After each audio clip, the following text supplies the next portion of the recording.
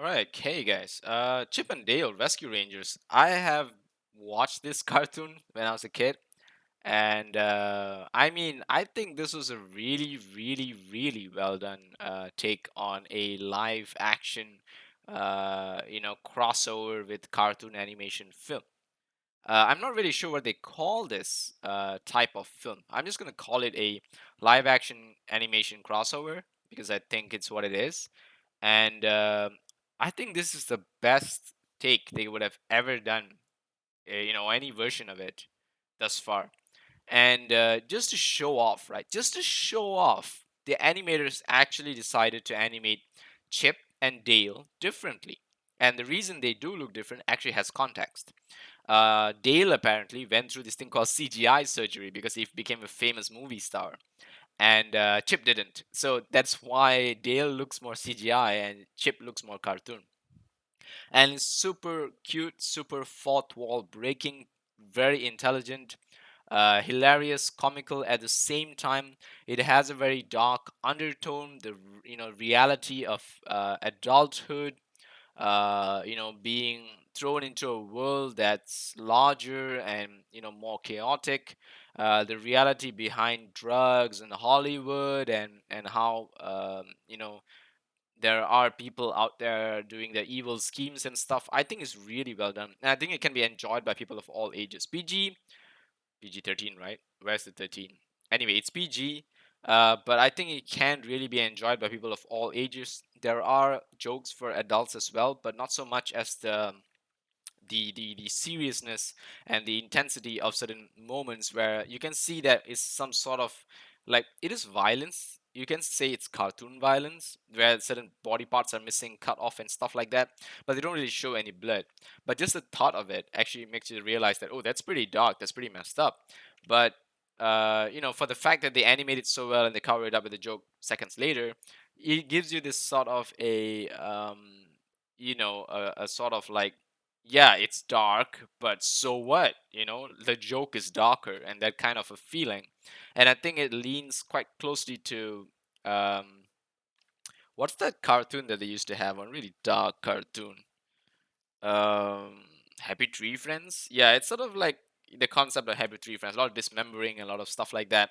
But it's nowhere violent, there's no gore, there's no blood. It's just there's this investigation process, and the protagonists do get captured in certain situations, and they do get certain limbs cut off or transferred. And because they're cartoons, is quite you know laughable, but at the same time it's quite dark if you think about it. And also they depict certain characters. A lot of the characters here are grown up because they have from they have actually, this is like a story, sort of a story where all the characters are grown up. It's a few years into the future, and what you can see here is a fat Peter Pan who has sort of just put on weight over the years because he's grown old and he's fat and he's a little lazy and he's not been flying around, and things have changed. A lot of these cartoon characters are not really respected. A lot of things have happened to them that have changed them in certain ways. Adulthood has hit them pretty hard. Some of them, are addicted to certain things. And in this one particularly, Montgomery is addicted to cheese. Monty, one of the chipmunks, and in the whole crew, Monty is addicted to cheese, and Monty gets captured, and so sorry, kidnapped, and so Chip and Dale actually have to go and rescue him. So the story starts off with Chip and Dale actually showing the cartoon, which is what everyone's familiar with. And it turns out that Chip and Dale are actually actors, and the cartoon is actually a series, and it breaks the fourth wall to show that Chip and Dale are now growing up. And while they still look like cartoons, Dale actually wants to do his own show, so he goes off. He leaves the Chip and Dale Rescue Rangers, which is why the show was sort of cancelled off before before a finale was given, which is a real thing that happened. But of course, Dale didn't go to do his own show. But yeah, it's hilarious how they tie the real world stuff into the cartoon, and they tie certain things so well that it just makes sense, right? Like, it couldn't be any other way. And so yeah, that was pretty interesting. And we do get what do you call this, certain like, we do get Ugly Sonic. I think Ugly Sonic was one of the best characters done in this. So how they define this fourth wall sequence is a little bit difficult for me to explain, but just bear with me, right? So this is a world where cartoon characters are actually actors of their cartoons that we watched in real life, And here, as they're growing up, they're sort of just living, going through their day, either selling their already pre-existing fame to do other businesses. Like Chip is using his fame to sell some sort of insurance, I think, and Dale is actually gone to pursue to be a his own solo movie star, and he still has some film contracts. Monty is addicted to cheese. He's just living in his house or something, and he's quite broke and he needs help. And then they end up actually going to some sort of a carnival where they meet Ugly Sonic, and Ugly Sonic is sort of the rejected version of Sonic that we saw in the film. Because remember, this is what Sonic was supposed to look like when the trailer first launched, and people made a big outrage about it because who the hell wanted Sonic to look like that, right? And thank God for that, we got a better version of Sonic. But the ugly Sonic has to go somewhere, right, guys? The ugly Sonic auditioned for the Sonic film, and he was cut out. And so here is where he is. He's selling himself as Ugly Sonic, and he actually has a role. It's not just some side character cameo or whatever. He actually has a purpose. He actually comes in to rescue some of the main characters, and it's so wonderful to see the Rescue Rangers back together. We do get the theme a few times. The comedy is brilliant. The animation is super, super good. It's amazing, especially the sequences where the lighting. They have to build the lighting around these two uniquely designed cartoon characters, right? One is cartoon, one is CGI. But look at the shadows, right? The shadows are I'm sure they missed out one or two shadows somewhere, and I'm sure if you keep watching it, it would become eventually more obvious. But man, I think for a good part of the film, the shadows and the lighting is just so well done. It's just so well done that I think I fell in love with just the quality of animation in this. And the jokes, don't get me wrong, the jokes are not that great, right? It's not like the jokes that are gonna make you roll over, holding your tummy or anything. But they are quite good and they're quite funny, and I think they're really, really well done. And I think that, you see, like for example, this one, we do notice that the shadow of Chip is actually falling onto this cheese, but Dale's shadow is for some reason not coming through. So there are certain sequences where you can see some flaws, and I'm not sure what's the explanation for this. Is it a certain angle of lighting or whatever? Perhaps because it may make sense, because you can see some grill bars here and there's not any on this side, but clearly Chip should be blocking it, and I think Dale should be blocking it just at the same angle. So I'm not really sure, but regardless, you don't really see a lot of the flaws because a lot of time reflections are really well done.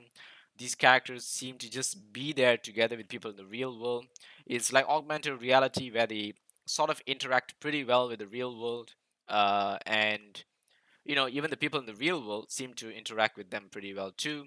Some of the eye contact is, I think, you do see certain eye contacts that may not be at the right positions, but at the same time, I think it's still better done than a lot of other films that we have seen, right? We have seen some, I think some recently there was some movies where they mixed the animation with live action, just it didn't do very well. But in this one, especially, there was a fight sequence. There was actually a very good fight sequence between this chief guy with this police officer towards the end. And apparently, one of them is the real villain who, what do you call this, double cross Chip and Dale or something like that. And it's really hilarious, really amazing fight scene, really well done. I think overall, this was a good movie. The music was good, animation was good, story was good, the lines were pretty decent. It is just like it lives up to being an outrage by itself, as to how hilarious and how insane it can be using Ugly Sonic, using a lot of these dark undertones to keep the story captivating because this is a detective story, right? And detectives know some dark shit, right? They go through some dark times. They know, the cases that they deal with, drug dealing, kidnapping, murder. These are the kinds of things that you should feel like there is this the stakes are there, and Chip and Dale really went through that. You can feel that the stakes are there for them, and as much of comedy there is, a lot of it is gallows humor because they do end up in situations where they are close to death and they try to liven up the mood and what's not. So I think it's really well done. Especially the voice acting for Chip and Dale, I think is super super good. So 7.1 IMDb, I think is pretty close to the rating that I'm gonna give as well. So I must say, really enjoyable. Weekend watch, definitely.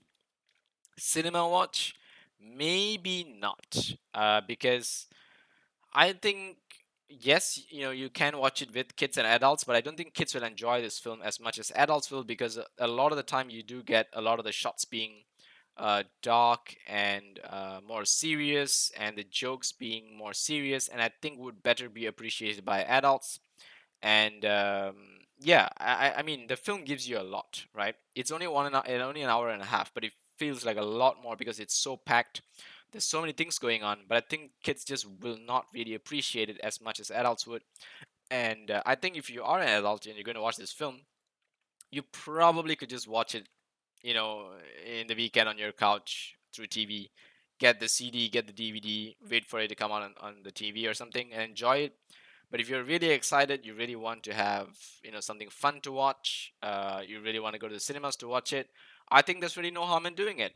For me, any film that's above, 5 or 6, I think is totally worth a watch in the cinemas at least once. But would this be a film that we would revisit? I think it's questionable. I'm not really sure yet because I only watched it once so far. I liked it. I really think that it's a good film. But is it a film that's going to revolutionize animation, live action crossover? Maybe. Is it a film that's going to revolutionize comedy and action? I don't think so. Is it a film that's got some amazing music or, something out of this world CGI or anything like that?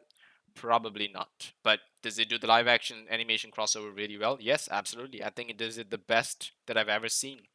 And yeah, I think the story could have had something more to it. It's a very simple story, very, you can say it's a 50-50 predictable story. There's only two possibilities. That's one of the reasons that it's not that interesting. Like, I wish there were a few more, side characters or something to build on. But they really wanted to keep it very personal, very sort of intimate between Chip and Dale, their relationship. The two of them, of how they were started off at high school buddies, how they developed into adults, and how they started to work on this TV show together, and now how they're actually rescuing themselves and eventually rescuing the world in the process by sort of exposing these villains to to the detectives, the real detectives, and hopefully getting the actual case solved as they do in the TV series. And so yeah, very interesting. I'm not sure if the fourth wall breaking nature makes the film better or worse. Now that's debatable.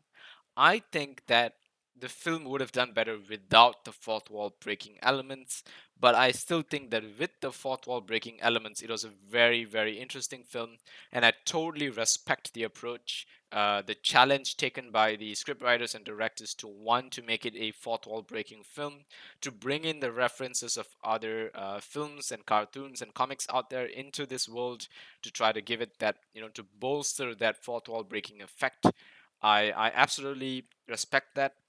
I think it's very daring, very challenging, and I could probably give this a 7 just for that. But I think if I were to judge it as a film for today, here and now, I would probably just give it a 6. And I think that's probably the safest approach. But I'm pretty sure this film may age well, depending on the people who actually end up liking it. Because as I said, the undertones are pretty dark, and not many people will actually want to go and watch it because of that sake. They may have expected just a more all-out comedy, all-out lively story, but you get a very sort of a deeper meaning to this story, with actual crime going on, actual drug dealing, and actual adult problems which kids wouldn't really want to watch, but adults would actually want to get into. And a lot of these things do come to the story of friendship between these two, which I think is the best part of the film. And I think that friendship element can be sold to anyone regardless of their age, and I think that's probably what really kept me in this film, and I think it really, really drove this film super, super well. But the animation, man, it's amazing. Look at it, just putting cartoon characters in real world elements and making them fit. I think it's impressive. It's definitely impressive. So yeah, I mean, I really want more of this. Perhaps another one, perhaps one that's not fourth wall breaking. Although I don't mind this approach, I think it's interesting. Um, But yeah, I'm not all in into that idea. I would want a more, a story that's more in itself, not to, not trying anything too out of this world. Regardless, impressive, really impressive. Chip and Dale Rescue Rangers, not the Rescue Rangers cartoon that we remember, but something totally, totally more, and more out of this world. So yeah, here it is. Let me know what you guys think. Honestly, I really want to know your reviews. Because I thought that I'm probably just gonna watch a animated version of the cartoon that I've seen before, which is this cartoon. But I got something so much more, and yeah, it gave me a very unsettling feeling, and I think that's really what they wanted to sell. That feeling of really questioning what it is that you want and what it is that they are trying to sell, and whether they can both agree to be the same in this fourth wall breaking marvel that is Chip and Dale Rescue Rangers. So yeah, and especially the part where the film actually questions this thing called it's like rejected films. I forgot the name for it. um Basically it's like movies that get rejected, or characters that get rejected, and they end up making cheaper, low budget B movies or B films. And yeah, they actually talk about that, and it's very strange to talk about it. I never really thought about it that way, but it's very strange that they start to sort of show this somewhat weird appreciation, as well as uh you know sort of like bringing them to the light, the B movies to the light. Like, look at this, Fast and Furious babies, right? People watch these. Like, I mean, if it was a real film, people would watch them. And quite frankly, I've watched B movies, quite a number of them, but not really the ones that show these sort of rejected ideas, or rejected, like Ugly Sonic. Would you watch a film with Ugly Sonic? I don't know, but maybe someone would, right? To appreciate Ugly Sonic. So, I mean, interesting. And Tigra. I guess we all know Tigra's story. Hopefully we do get to see her in a film pretty soon. Anyway, that's it from me, guys. I'll see you in the next. Take care.